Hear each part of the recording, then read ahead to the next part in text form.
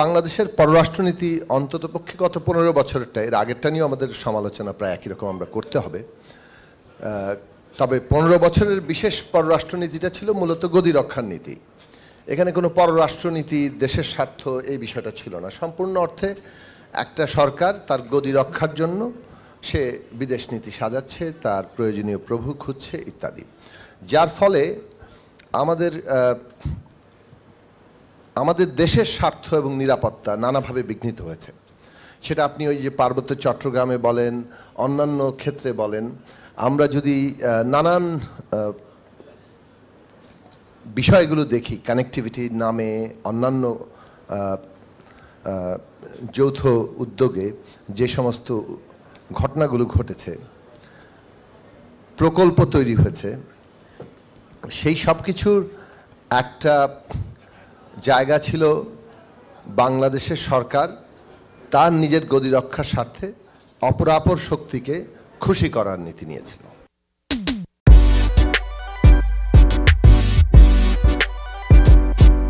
তার মধ্যে ভারত প্রধান জায়গায় এসে দাঁড়িয়েছিল, সেটা আমরা সকলেই জানি। এমনকি মিয়ানমারে যখন এই যে আরাকান বাহিনী যখন আরাকান আর্মি যখন তাদের মোটামুটিভাবে একটা বেশ অগ্রযাত্রা দেখাচ্ছে, এখন তো প্রায় তারা নিয়ন্ত্রণ নিয়ে নিয়েছে, সেই সময়েও বাংলাদেশের দিক থেকে আলোচনাটা ছিল যে রোহিঙ্গা প্রশ্ন নিয়ে আমরা আসলে মিয়ানমার সরকারের পাশাপাশি আরাকানের যে আর্মি যারা ক্রমাগত প্রায় আরাকান বিজয় করার দিকে অগ্রসর হচ্ছে, তাদের সাথে কোনো যোগাযোগ স্থাপন করা হবে কিনা, সেটা বাংলাদেশের জন্য অত্যন্ত গুরুত্বপূর্ণ প্রশ্ন ছিল। এবং রোহিঙ্গা প্রত্যাবাসন প্রশ্নেও এটা অত্যন্ত গুরুত্বপূর্ণ ব্যাপার। কিন্তু সেই বিষয়ে বাংলাদেশ থেকে আলোচনা উঠেছে, কিন্তু সরকারের দিক থেকে কিন্তু কোনো উদ্যোগ নেওয়া হয়নি, কারণ একইভাবে বাংলাদেশের স্বার্থ পররাষ্ট্রনীতির কোনো জায়গা ছিল না।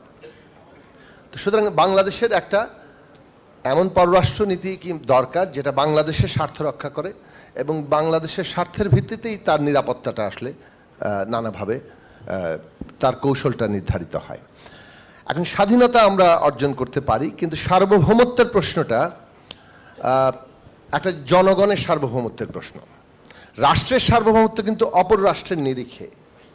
কাজেই আমরা যখন জনগণ একটা রাষ্ট্রে তার সার্বভৌমত্ব প্রয়োগ করতে পারে, তখনই কেবলমাত্র সেই রাষ্ট্র আসলে অপর রাষ্ট্রের সাথে সম্পর্কে গিয়ে তার সামষ্টিক স্বার্থটাকে হাজির করে। না হলে এরকম একটা গোষ্ঠী গদি রক্ষার জন্য তার স্বার্থকে রাষ্ট্রীয় স্বার্থ বলে চালিয়ে দিতে পারে।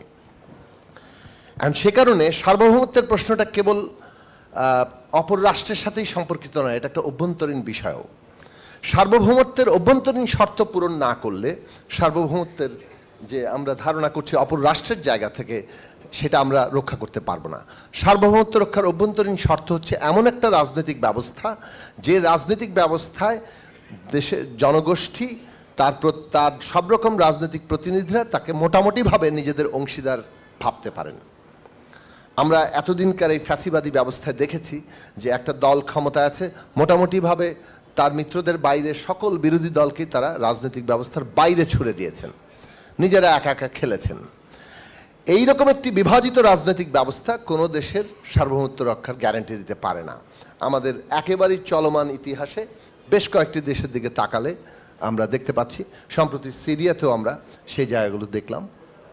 কাজেই সার্বভৌমত্ব রক্ষার এই অভ্যন্তরীণ শর্ত আমাদের পূরণ করতে হবে, যেটা আমাদের এই অভ্যুত্থানের সবচেয়ে বড় জন আকাঙ্ক্ষা এবং সবচেয়ে বড় একটা বলা যায় যে সুযোগ, বাস্তবতা, যে আমরা এমন একটা গণতান্ত্রিক রাজনৈতিক ব্যবস্থা তৈরি করতে চাই যেখানে আমরা এই যে সকল রাজনৈতিক পক্ষকে এই ব্যবস্থার অংশীদার যাতে তারা ভাবতে পারে, এই অবস্থাটা সৃষ্টি করতে পারি। সেটার জন্য ন্যায় বিচার অত্যন্ত ভিত্তি, কিন্তু তার জন্য যে সংস্কার, নতুন বন্দোবস্ত এবং একটা নির্বাচন, সেই প্রসঙ্গগুলো নিয়ে আমাদের আলোচনা হয়েছে। আমি শেষ করবো এই জায়গাটায় যে আমাদের সার্বভৌমত্বের প্রশ্নের জায়গা থেকে আমরা যখন সম্পর্ক নির্ধারণ করতে যাব, ভূ রাজনীতি বঙ্গোপসাগর কেন্দ্রিক আছে এবং দুনিয়ার বৃহৎ শক্তিগুলো এখানে ক্রিয়াশীল, এবং সেইখানে ওই ধরনের একটা অভ্যন্তরীণ রাজনৈতিক ঐক্য তৈরি করা ছাড়া মোটেই আমরা এই অবস্থা থেকে আমাদের যাকে বলে জাতীয় স্বার্থটা রক্ষা করতে পারবো না, কিন্তু অভ্যন্তরীণ অগ্রগতি আমাদেরকে জাতীয় স্বার্থ রক্ষার ক্ষেত্রে প্রভূত সাহায্য করতে পারে। এইখানে একটা বিশেষ জায়গা আছে ভারতের সাথে সম্পর্কের প্রশ্ন। এটা একদিকে প্রতিবেশীগত, ভারত আমাদের প্রতিবেশী নিকটতম, ভারতের সাথে আমাদের ঐতিহাসিক এবং সাংস্কৃতিক সংযোগ এবং জের আছে, যেটা কোনোভাবে অস্বীকার করা যায় না। ফলে ভারতের সাথে সম্পর্কের ব্যাপারটা কেবল আন্তর্জাতিক নয়, এটা অনেক ক্ষেত্রেই অভ্যন্তরীণ হিসেবে মানে প্রভাবিত করে, এবং ভূ রাজনৈতিক বাস্তবতায় ভারত একটা গুরুত্বপূর্ণ জায়গায় অবস্থান করছে।